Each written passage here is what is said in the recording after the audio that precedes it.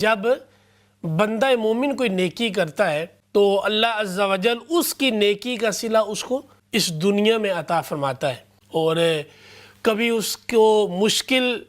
مرحلے سے نکالنے کا وہ نیکی سبب بنتی ہے، کبھی کوئی آفت کوئی مصیبت اس پہ آن پڑنے والی ہوتی ہے، لیکن وہ نیکی کر چکا ہوتا ہے، جو نیکی اس آفت کے درمیان ایک آڑ بن جاتی ہے اور ایک رکاوٹ بنتی ہے، وہ آفت مصیبت اس تک نہیں پہنچ سکتی۔ اور فرمایا کہ یہ دنیا کے اندر مومن کو اس کی نیکی کا ثمرہ دیا جا رہا ہے، پھل دیا جا رہا ہے، لیکن جب یہ قیامت کے دن اللہ عز و جل کے حضور پیش ہوگا، جب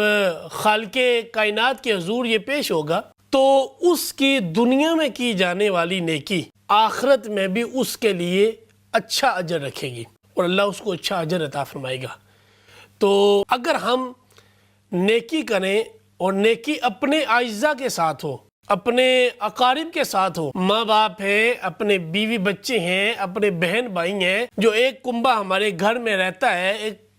افراد جو ہمارے گھر میں رہتے ہیں، اگر ہم ان کے ساتھ ہمدردی کریں، حسن سلوک کریں، ضروریات کے کفیل بنیں، پریشانیوں کو دور کرنے والے بن جائیں، تو اللہ عز و جل اس کا صلہ ہمیں اس دنیا میں بھی عطا فرماتا ہے اور قیامت کے دن بھی ہمیں عطا کیا جائے گا۔ اور اگر ہم اپنے مخالف مذہب کے لوگوں کو دیکھیں،